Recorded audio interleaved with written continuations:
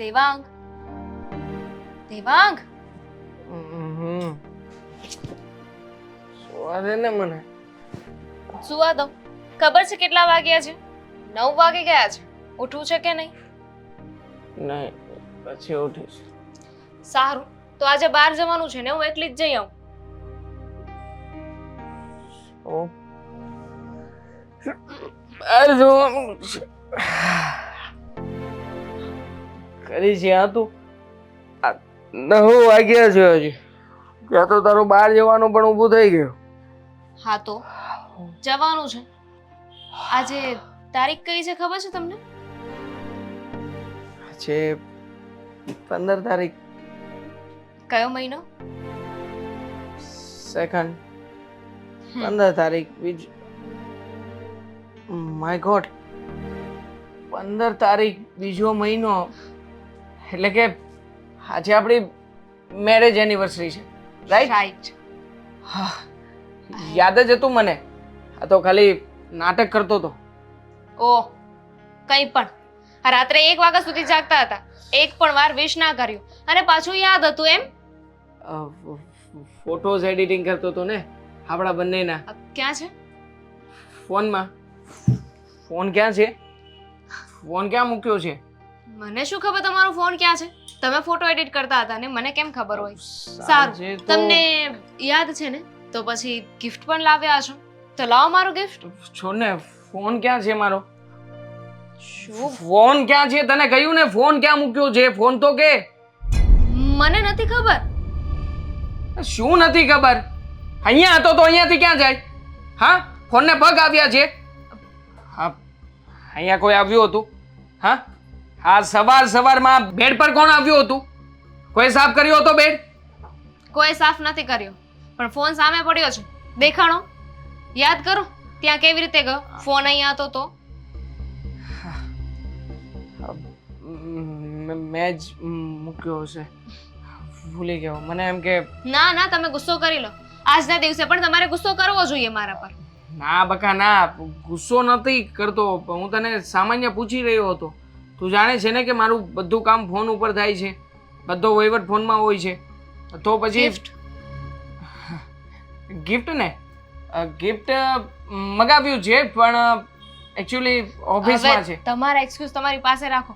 ખબર છે મને કે તમે ભૂલી ગયા હતા, અને મેં જ યાદ કરાવ્યું છે. ના ના, ભૂલી નથી ગયો. ઓફિસમાં ઓલરેડી છે. મેં રાહુલને બધી વાતચીત કરી છે. રાહુલે પેકિંગ કરાવીને રાખ્યું છે. સરસ. તો આજે ઓફિસથી કેટલા વાગે આવશો? આજે એક ઇમ્પોર્ટન્ટ મીટિંગ છે, નાનકડી અમથી. બસ હા, મીટિંગ પતે પછી તું અને હું, આપણે બંને સાથે. ઓકે? પણ હું એ જ પૂછું છું ને કે કેટલા વાગે આવશો? કહી ના શકાય કે આ મીટિંગ ક્યારે પૂરી થશે ક્યારે નહીં. પણ તું આજનો દિવસ પણ તમને તમારી મીટિંગ એટલી વાલી લાગે છે? સરસ, એક કામ કરો, તમે છે ને અત્યારે જ જતા રહો ઓફિસ, અને 1 2 3 4 વર્ષ સુધી આવતા જ નહીં. આ ગયા વર્ષે પણ ભૂલી જ ગયા હતા ને. આ 2 વર્ષ થઈ ગયા છે લગ્નને, પણ છતાંય મેરેજ એનિવર્સરી યાદ જ નથી. અરે માણસ પોતાના આવા ખાસ દિવસને તો યાદ રાખે ને. હા, કે ખાસ દિવસમાં મારો લાઈફમાં ખાસ પર્સન આવ્યું હતું નહીં, એ પણ તારા જેવું નાનું નાનું. તો શું પ્લાનિંગ છે? પ્લાનિંગમાં તો જઈએ ને, સાંજે ડિનર ઉપર જઈશું. પછી તું કહીશ ત્યાં.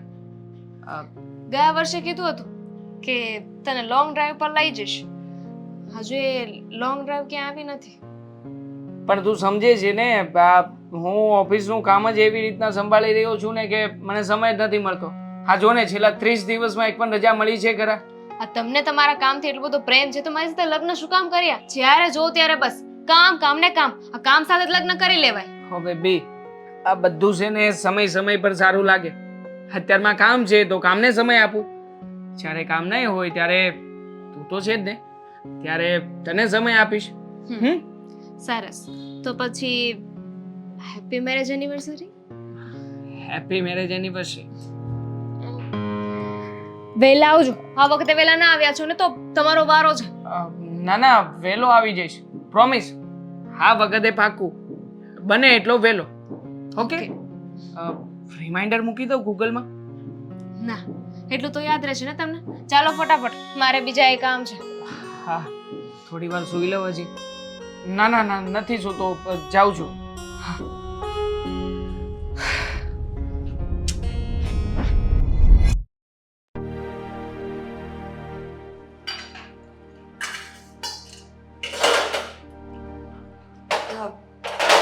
દામિની, હા ભાભી, હેપી એનિવર્સરી. આ તમને યાદ હતું? હમ થેન્ક યુ. ક્યાં છે દેવાંગભાઈ? ફ્રેશ થવા ગયા છે. આજે તો દેવાંગભાઈનો મગજ શાંત છે ને, ગુસ્સો નથી કર્યો ને? ગુસ્સો? એમનો ગુસ્સો છે ને અહીંયા ને અહીંયા હોય છે. એક તો મગજમાં ગુસ્સો ઓલરેડી હોય છે, નાક ઉપર પણ હોય છે ને મોઢા પર પણ હોય છે. જ્યારે અહીંયા ગુસ્સો આવે ને તો અહીંયાથી બહાર કાઢે. એટલે આજ પણ બોલ્યો? બોલવાના હતા. આ રાત્રે છે ને ફોન પોતે ડ્રેસિંગ ઉપર મૂક્યો હતો ને મને પૂછે છે કે મારો ફોન ક્યાં છે, ફોન ક્યાં છે. બસ ઝઘડો થવાનો જ હતો, પણ પછી ના થયો. એનિવર્સરી હતી ને. અરે વાહ, કાશ કે આ રોજ કઈ સારા દિવસો ઉગતા હોત. એ બાને તમે લોકો ઝઘડો તો ના કરત અને રોજ સવારે મારે સાંભળવું ના પડત કે ભાભી આજે આમ થયું, ભાભી આજે તેમ થયું.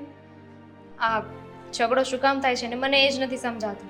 જુઓ ને, બંને વચ્ચે પ્રેમ પણ એટલો છે, પણ છતાં નોર્મલી વાત કરતા કરતા અચાનકથી ઝઘડો થઈ જાય છે. એનું પણ તો કારણ છે ને. તમે લોકો ઘણા સમયથી સાથે છો, એકબીજાની સાથે ઉતાર ચઢાવ બધું જોયું છે, એટલે હવે ખબર છે કે આ વ્યક્તિનો સ્વભાવ અહીંયાથી લઈને આમ જ છે. આ શબ્દ ઉપર આટલું જ રિએક્શન આવશે. માણસ છે ને જાણી જોઈને ઘણીવાર આવું કરતો હોય છે, એટલે તારે હવે થોડું બદલવું પડશે. એને બદલે તો તું સહી. પણ મારા એકના બદલવાથી શું થશે? તમારા બધાનું શું? મારા એકની વાત હોય તો સમજીએ, પણ દેવાંગ બધા ઉપર એટલો ગુસ્સો કરે છે. ઘરના નાના દીકરા છે પણ ગુસ્સો જોવો છે એમનો. જોયો છે ને, મને તો ખબર જ છે. આ લગ્ન કરીને તું આવીને એ પહેલાં અમે પણ બહુ બધું જોયું છે, પણ મને આજ સુધી એ વાત ન સમજાય કે દેવાંગભાઈ આટલા બધા ગુસ્સાવાળા છે કેમ. આઈ મીન, નાનપણમાં ગુસ્સો કરે, જીદ કરે તો સમજીએ કે બાળપણ છે, મેચ્યોરિટી નથી એટલા માટે આવું કરે છે, પણ અત્યારે આ બધું કરવાનું રીઝન? કહેવાય છે ને, કોઈને મગજ એવો તેજ હોય છે, જ્યારે એમની મરજીનું કોઈ કાર્ય ન થાય કે એમની મરજી વિરુદ્ધ કામ કરીએ કે એમને ન ગમતો આપણે બોલીએ તો તરત ગુસ્સે થઈ જાય છે, પણ મનમાં કાંઈ ન હોય. પણ દામિની, એ વાત પણ તો સમજવા જેવી છે ને કે ઉંમરની સાથે માણસને સુધરવું પડે, સમજવું પડે, નહીંતર પોતાનો ગુસ્સો ક્યારેક પોતાને જ લઈ ડૂબે. છોડો ને, અત્યારે એ બધી વાત શું કામ કરવી છે? અત્યારે તો બધું બરાબર છે ને. બધું જ બરાબર છે. આ ભાઈ ક્યાં છે? ખબર નહીં, ગયા હશે ક્યાં. એમને તો સવારે ઉઠે ને એટલે ચાલવાનું બાનું કરીને જશે અને ફ્રેન્ડ સર્કલ સાથે બેસીને વાતો કરશે, અને જો રૂમમાં સુવાની વાત હશે ને તો ફોનમાં મતતા હશે. આ બંને ભાઈઓ સરખા જ છે, એ કહીને કાંઈ કહેવા જેવું નથી. કહેવા જેવું તો મમ્મીને છે કે તમે એવું તો શું કર્યું છે કે આ બંને ભાઈઓ કહે છે કંઈ બીજું અને કરે છે કંઈ બીજું. છોડો, નાસ્તો શું બનાવવો છે? દેવાંગભાઈને પૂછ્યું? હવે એમને શું પૂછવાનું હોય? નહીં પૂછે એટલે વળી ગુસ્સો કરશે કે આજે એનિવર્સરી છે છતાં પણ મને ભાવતું તો કંઈ બનતું નથી આ ઘરમાં. હા તો એમને સાબુદાણાની ખીચડી ભાવે છે ને, બનાવી દઈશ. હા તો એ જ બનાવી નાખ, અમે બધા ખાઈ લેશું. પણ એમને ભાવે છે, તમે બધા શું કામ ખાઓ? તમારા માટે ભાખરી બનાવી નાખો ને. શું કામ ડબલ મહેનત કરવી છે? અમને બધું ચાલશે, બસ તું ધ્યાન તારા ઘરવાળાનું રાખ કે જો એ ગુસ્સે ના થાય ને તો આ ઘરમાં બધી શાંતિ છે. ચલો, ઘરના નાના દીકરાની ધાક ધમકી કેટલી છે, બધા જ કેટલું ડરે છે.